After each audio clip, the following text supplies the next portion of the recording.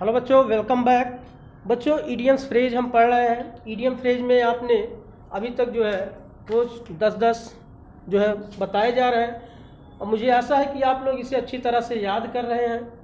तो आप ध्यान दें, जैसे आज अगला इडियम्स फ्रेज बताया जा रहा है। पहला है कि किथ एंड किन। किथ एंड किन। किथ एंड किन का सेकंड मीनिंग है रिलेटिव्स। किथ एंड किन का सेकंड मीनिंग क्या है? रिलेटिव्स। रिलेटिव्स मतलब होता है सगे संबंधी। क्या होता है?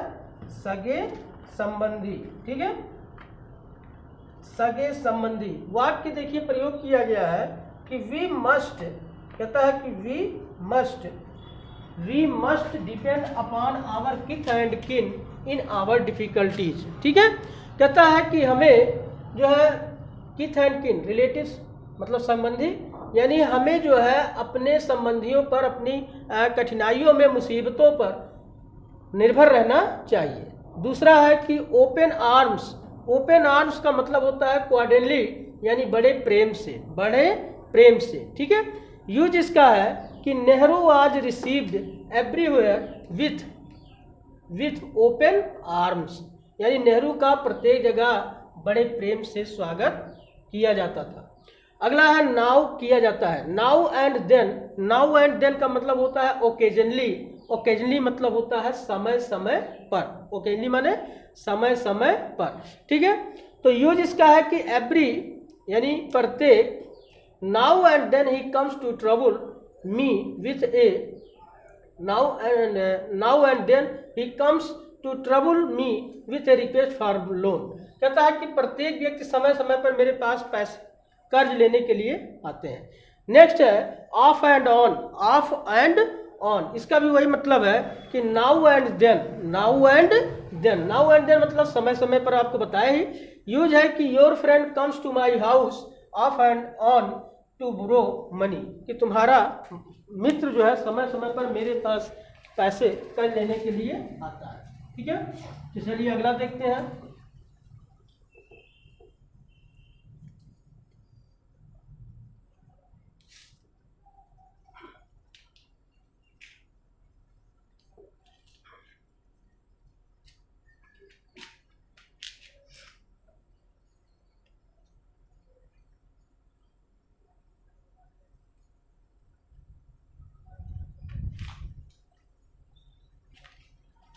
चलिए अगला देखते हैं कि इन ए, ठीक है, नटसेल। देखिए NUTSEL,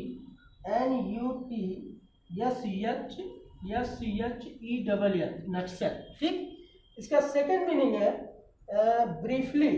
briefly BRI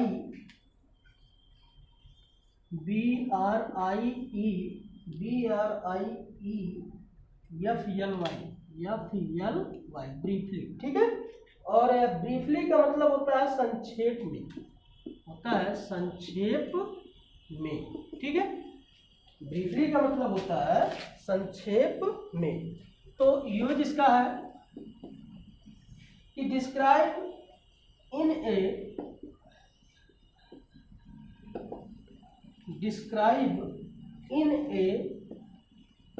describe in a nutshell,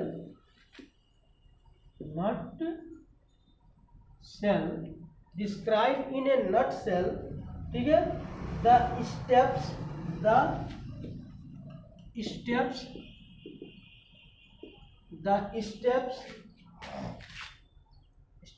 taken by ठीक, the police against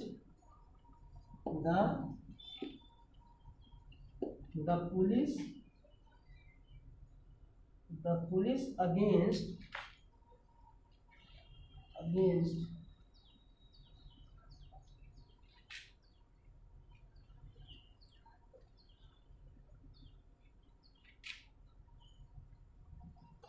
police against, ठीक है, द एक्टोटर्स एक्टोटर्स का ध्यान दें।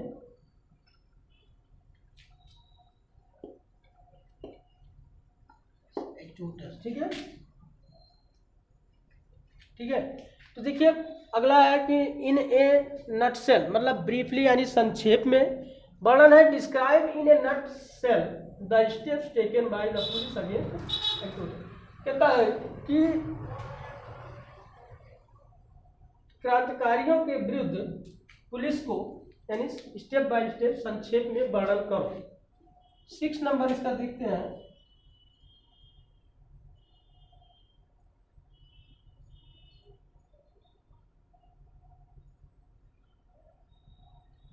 होल्ड गुड, ध्यान दें, होल्ड गुड। होल्ड गुड का सेकंड मीनिंग है to remain in force, to remain in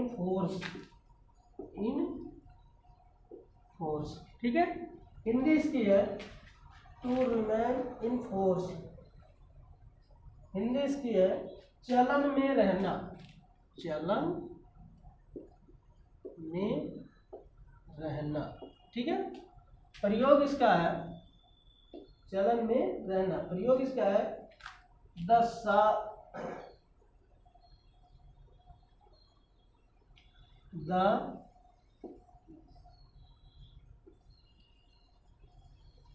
Sharda act, ठीक है। The Sharda act no longer the Sharda act no longer holds good, ठीक है। कहता है कि शारदा एक्ट जो है अब चलन में नहीं है। नेक्स्ट देखिए, कहता है गैलाडे, GALA, गैलाडे, ठीक है। इसका सेकंड मीनिंग है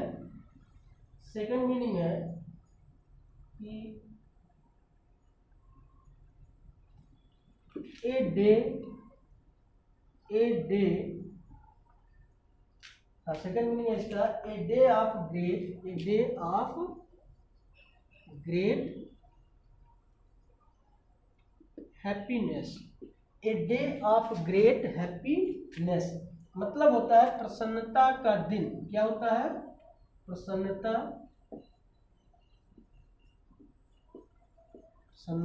का दिन, ठीक है, प्रसन्नता का दिन। द इंडिपेंडेंस डे यूज इसका है कि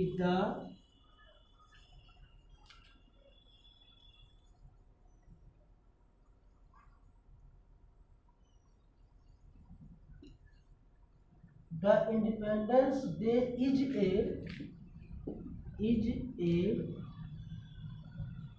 the Independence Day is a gala. The Independence Day is a gala day for every Indian. Day for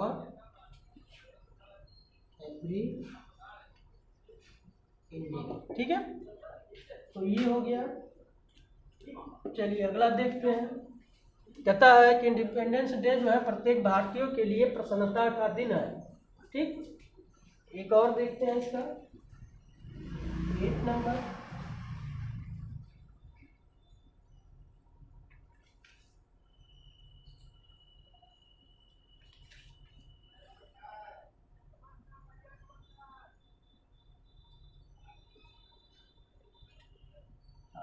dead letter, ध्यान दें, डेड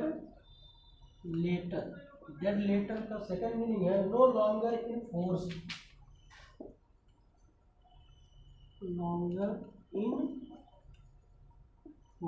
ठीक है। डेड लेटर का मतलब है नो लॉन्गर इन फोर्स, मतलब लागू न रह जाना। ध्यान दें, लागू न रह जाना, लागू ना रह जाना, ठीक है। अब इसका यूज क्या है देखिए, यूज है इसका कि द शारदा एक्ट, वही चीज है, the Sharda act, the Sarda Act has becomes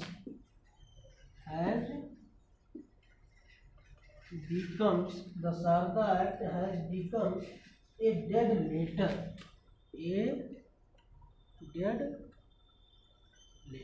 ठीक है।